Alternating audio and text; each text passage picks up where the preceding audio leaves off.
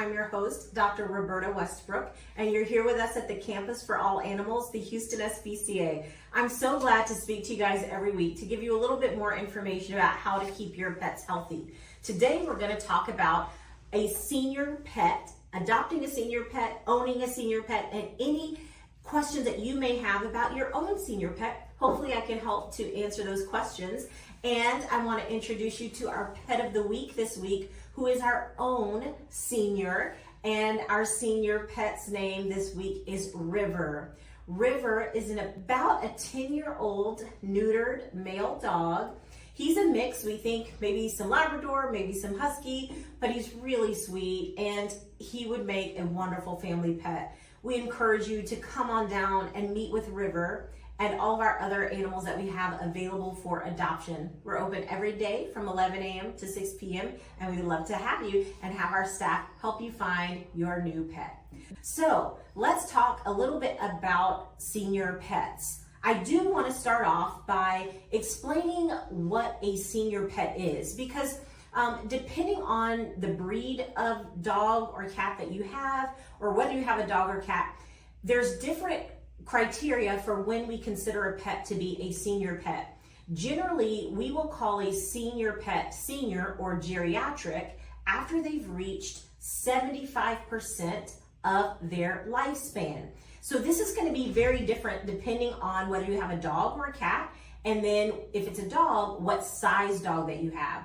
Generally, cats live much longer than dogs. We have cats that live easily 18, 19, 20 years old, and dogs, it depends. In general, smaller dogs live longer lives and larger dogs live shorter lives.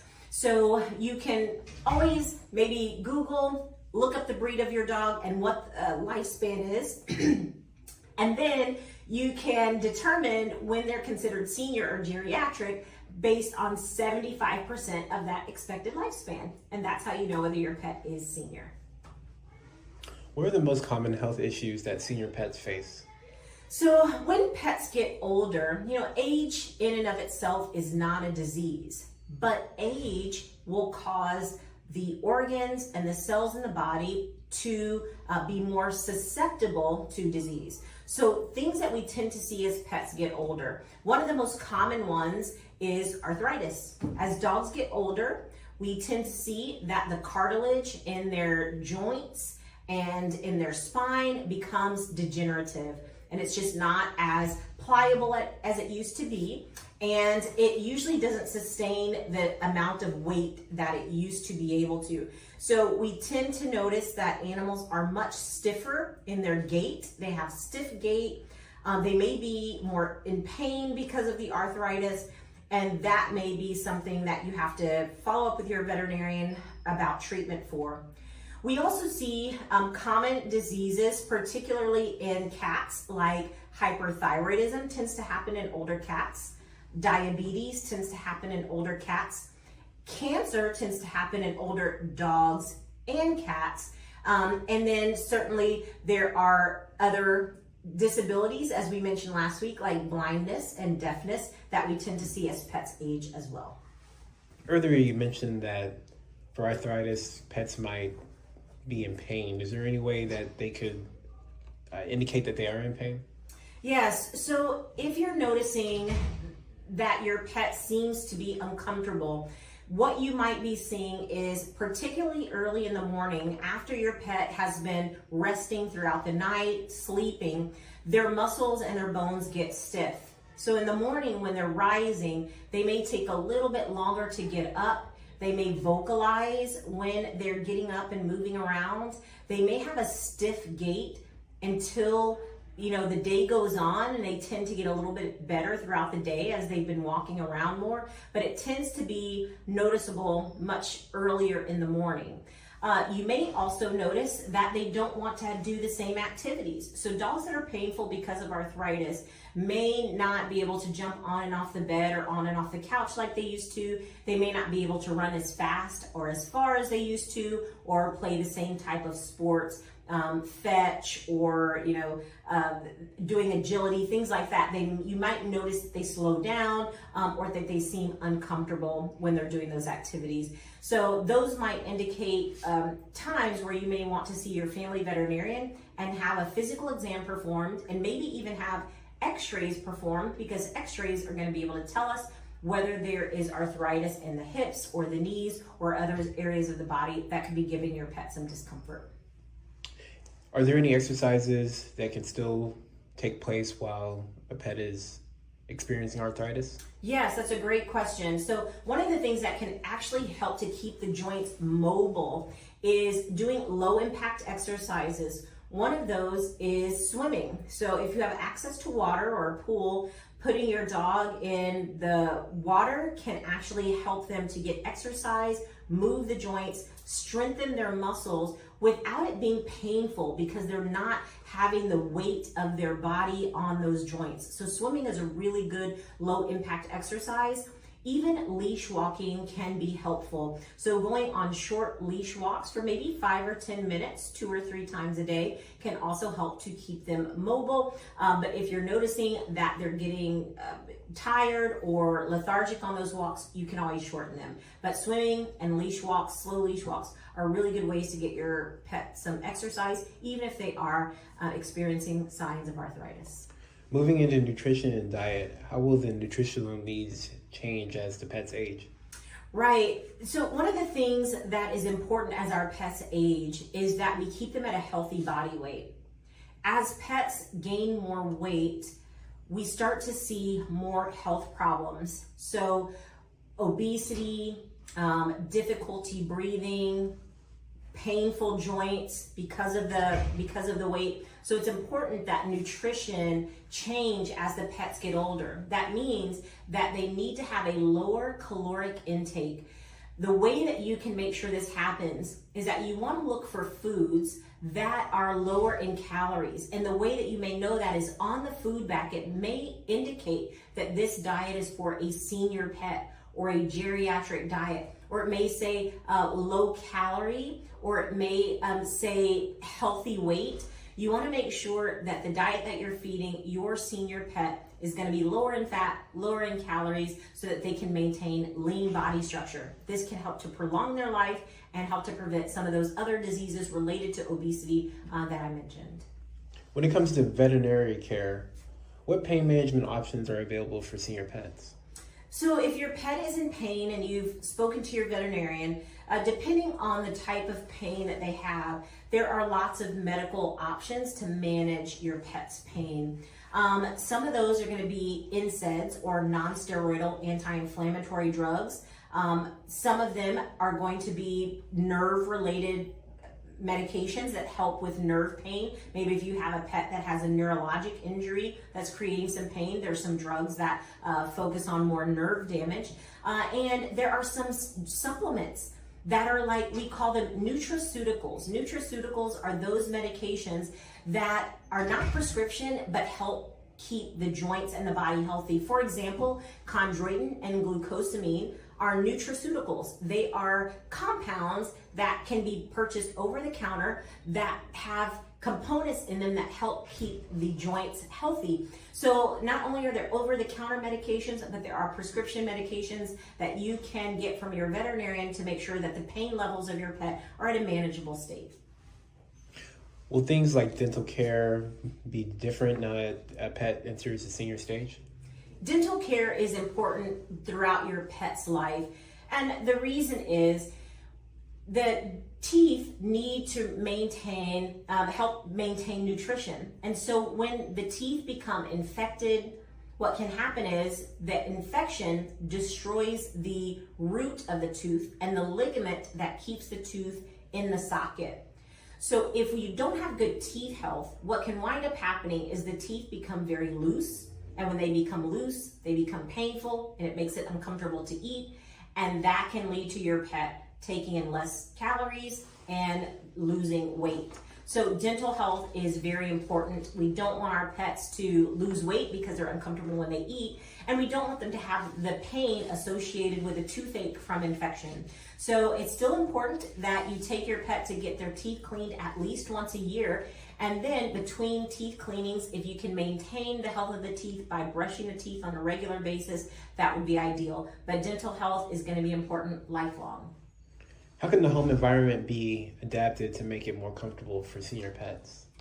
Well, when senior pets are older, it's always important that they have plenty of space available to rest comfortably, because they may not be able to jump on the bed or jump on the couch like they used to. So making sure that there are areas in the home that they can rest comfortably is important. You can do this by going to your local pet store and purchasing a pet bed or a new pet mattress, or maybe an indoor pet house that they can rest in comfortably instead of having to jump on the bed.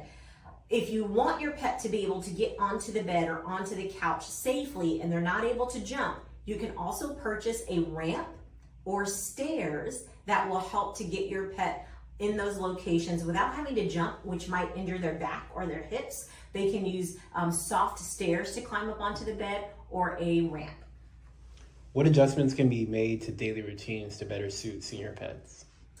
You know, it's important that we consider, as our pets get older, they may not be able to do everything that they used to when they were younger. So going on the 5-mile hike might have to be reduced to maybe 1 or 2 miles, or maybe reduced to swimming or a shorter time period.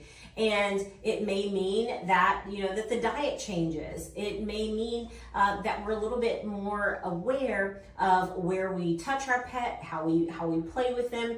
So sometimes the routine may have to be adjusted based on the particular symptoms that your pet is showing. For example, if you have an older pet and your pet is showing difficulty with their vision, sometimes their vision will wane as they get older. You may not want to make drastic changes to your home in terms of rearranging furniture, because your pet now has been used to the furniture being in a particular area. And now that their vision is waning, if we change the furniture, for example, they could get confused and they may run into things, and we don't want that to happen. So keeping a nice, steady routine that may have to slow down a little bit, but a nice, predictable routine for them can actually help to reduce stress and help them to adjust as they go through life in their older years. When it comes to behavior and mental health, what changes should we watch out for? As pets age, it's not uncommon for them to show some behavioral and mental decline. We call that cognitive dysfunction. When we have pets with cognitive dysfunction, what we're noticing is that pets may show signs of sleeping longer. They may not be as excited to see you when you come home, or they may not be able to show their excitement in the same way that they used to. Some pets will lose control of their urination habits and their defecation habits. And so seeing a veterinarian to look at options for treating that can be very helpful. Some pets don't eat as well as they get older. And when they don't eat as well, they can lose weight. And when they lose weight, they get muscle wasting and they get a little bit weaker, which means we're going to have to be a little bit slower and gentler with them when we go on walks or when we do activities. So it's just important to know that as pets age, their mental health, their behavioral health, their physical health is going to change. There are certain diets available and there are certain medications available to help keep your pet's mind sharp. But it's important to know that that is normal, aging change, and you can always talk to your veterinarian about ways to keep your pet the most comfortable and still interacting with you even as they age. What are some activities that can help keep a senior pet mentally stimulated? So we always want to keep their minds stimulated by keeping things new and fresh. So even if your routine stays the same, you can always introduce new and exciting things in your pet's day. For example, purchasing a new pet toy that might interest them, Or instead of feeding their food in their standard stainless steel or plastic bowl, you can get a food bowl that is like a puzzle. It's like a maze, and they have to work a little harder to get the food out. And these are going to be ways that can keep your pet's mind stimulated. New games, creative ways to feed them. You can hide things around the home, like different scents. You can take different smells and hide them around the home, and your pet's nose will become activated, and they'll like to sniff around the home to try to find the scents that maybe you've hidden. And that can be a really fun game for them to explore their home in a new way with new scents that are going to stimulate their mind. As you go on walks, for example, that's another great way to stimulate your pet's mind, because they're taking in all the sights and the sounds and the smells from the environment. It helps to keep their brain fresh and always active. And so you want to make sure that you keep up some of those activities that you know are going to be stimulating and enjoyable for them. Are there signs of anxiety or depression in pets? And if so, how can we calm them down or make them feel better? There are certainly signs of anxiety and depression in pets, and sometimes it can happen even as they're young, but sometimes as pets age, they can develop anxiety and depression. And some of the anxiety may come from changes in their health and their mental stability, and so they may develop an anxiety that they didn't have before, particularly if they've lost their sight or if they've lost their hearing. They may start to feel uncomfortable when they're left alone, which may lead to anxiety. In these situations, it's really important to keep things as steady as possible. It can help to have someone stay with them throughout the day, to have a little bit more one-on-one time with the pet.